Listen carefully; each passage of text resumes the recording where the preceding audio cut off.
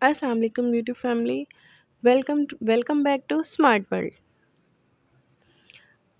عام طور پر western media مسلمانوں کے نیگیٹو سائڈ کو پیش کرتا ہے. We tend to see more of the stereotypes regularly.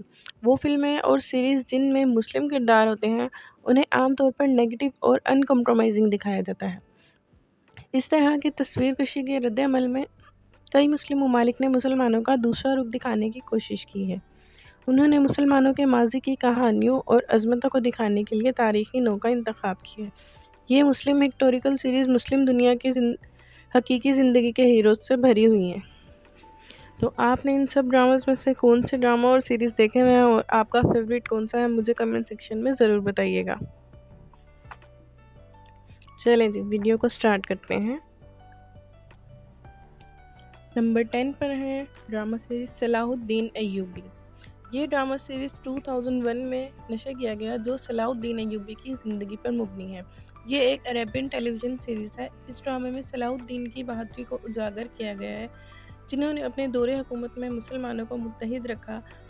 انہوں نے مسلمانوں کو صلیبیوں سے محفوظ رکھنے کی پوری کوشش کی.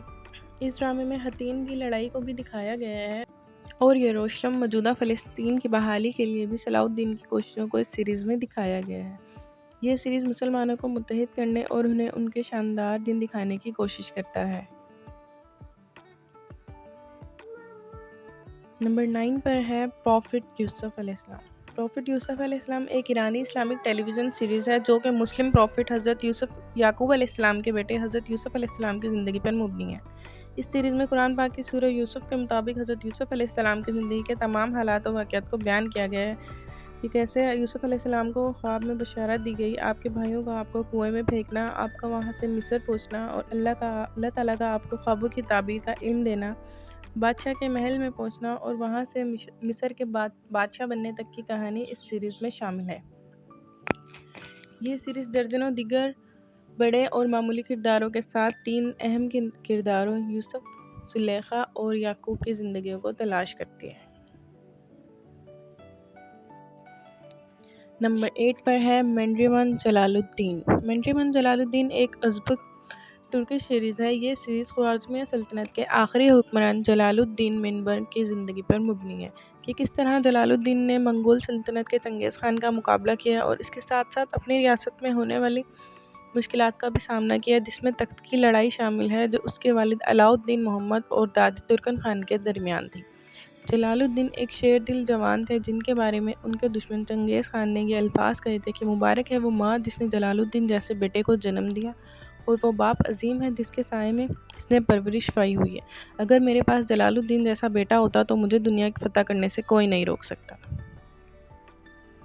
نمبر 7 پر ہے پائے تخت عبدالحمید جسے انگلش میں دا لاسٹ امپیرر کا نام دیا گیا ہے. یہ ایک ٹرکش سیریز ہے. یہ سیریز 34ویں عثمانی سلطان خلیفہ عبدالحمید دوم کی زندگی پر مبنی ہے کہ اپنے پورے دور میں سلطان کو ہر طرف سے کیسے بہت سے مخالفین کا سامنا کرنا پڑتا ہے، برطانیہ اور روس سے لے کر ان لوگوں تک جو ان کے سلطان کے وفادار سمجھے جاتے تھے. سیریز کا مرکزی موضوع جدوجہد اور آخری دم تک لڑنا ہے. یہ سیریز ان اہم واقعات کی پیروی کرتی ہے جو سلطان عبدالحمید کے اقتدار کے آخری 13 سالوں کو نشاندہی کرتے ہیں جس نے سلطنت عثمانیہ پر اسی کے دارالحکومت سے حکومت کی جس کو پایہ تخت کہتے ہیں. نمبر 6 پر ہے دی گریٹ سلجوق. یہ ایک ٹرکش ہسٹوریکل ڈرامہ سیریز ہے. یہ سیریز سلطان ملک شاہ اول اور ان کے بیٹے احمد سنجار کی زندگی پر مبنی ہے. ملک شاہ ایک نوجوان اور دلیر آدمی ہے جو سلطان الپ ارسلان کا بیٹا ہے. اپنے والد کی موت کے بعد وہ سلجوق سلطنت کے نئے سلطان کے طور پر تخت پر بیٹھتا ہے اور وہ 1072 سے اپنی موت 1092 تک نشین رہا. مشہور اداکاروں کی کاسٹنگ کی وجہ سے اس شو کو ترکی میں اچھی پذیرائی ملی. ترکی کے علاوہ یہ سیریز بنگلہ دیش، پاکستان اور کرغزستان جیسے ممالک میں بھی بہت مقبول ہوا. نمبر 5 پر ہے دی امام. یہ سیریز چوتھے امام احمد بن حنبل جو حنبلی مکتب فکر کے بانی ہیں کی سوانح حیات کے بارے میں ہے. یہ ان کی ابتدائی زندگی سے شروع ہوتی ہے اور ان کی وفات تک نبی کریم صلی اللہ علیہ وسلم کی احادیث جمع کرنے کی جستجو تک جاری رہتی ہے. یہ سیریز عباسی ریاست کی حکمرانی، اسلامی فتوحات اور معتزلی کے ظہور کو بھی ظاہر کرتا ہے. آپ 164 ہجری میں پیدا ہوئے اور 241 ہجری میں بغداد میں وفات پائی. اس سیریز کو لبنان اور ترکی میں پیش کیا گیا. قطر ٹیلی ویژن نے اسے خصوصی طور پر رمضان کے مہینے میں اپنی اسکرین پر نشر کیا۔ نمبر 4 پر ہے ہارون الرشید۔ یہ سیریز بغداد کے 5ویں عباسی خلیفہ ہارون الرشید کی زندگی پر مبنی ہے، جنہوں نے اپنے دور حکومت کی خوشحالی کے باوجود اپنی حکومت کا تختہ الٹنے کی سازشوں کا سامنا ہے۔ ہارون الرشید نے اسلامی سنہری دور کے عروج کے دوران 786 سے 809 تک حکومت کی۔ خلیفہ ہارون کو الرشید یعنی منصف یا صحیح ہدایت یافتہ کا خطاب دیا گیا۔ یہ ڈرامہ سیریز ہارون رشید کی زندگی اور کیریئر کے اس وقت سے پیروی کرتی ہے جب ان کے بڑے بھائی خلیفہ ہادی نے ہارون رشید کے بجائے اپنے بیٹے کو ولی عہد بنانے کا فیصلہ کیا۔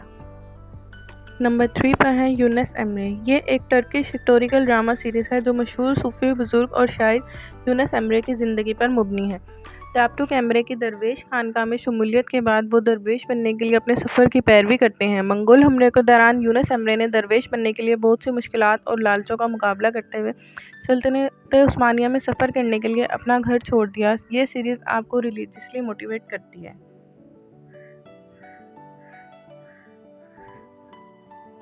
نمبر 2 پر ہے قرولوس عثمان، جو کہ ایک ٹرکش سیریز ہے۔ یہ تاریخی سیریز عثمان غازی، جو کہ سلطنت عثمانیہ یا اوٹومن امپائر کے بانی ہیں، ان کی زندگی پر مبنی ہے کہ کیسے عثمان غازی نے داخلی اور خارجی جدوجہد کی اور عثمانیہ سلطنت کو کیسے قائم اور کنٹرول کیا۔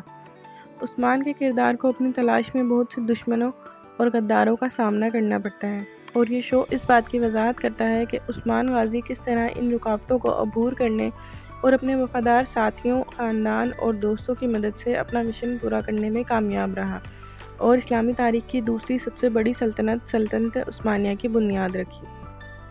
اس سیریز کو ترکی کے علاوہ بہت سے اسلامی ممالک میں پسند کیا گیا۔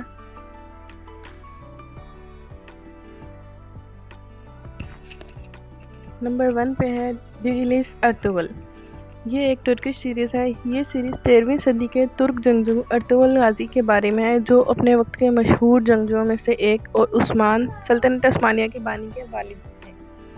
ارطغرل ایک پرجوش آدمی ہے جو اپنے لوگوں میں امن اور انصاف لانا چاہتے ہیں۔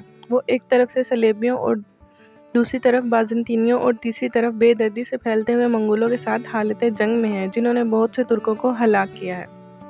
اس شو کو ترکی، پاکستان، آذربائیجان کے علاوہ کئی غیر اسلامی ممالک میں بھی بہت پذیرائی ملی۔ حالانکہ عرب دنیا کے کئی ممالک نے اس شو پر پابندی عائد کی ہے کہ کہیں اسلامک سیریز مسلمانوں کے سوئے ہوئے ایمان کو جگا نہ دیں۔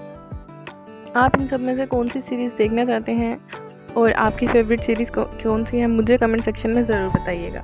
Thanks for watching this video. میں ملوں گی آپ سے نیکسٹ ویڈیو میں، تب تک کے لیے اللہ حافظ۔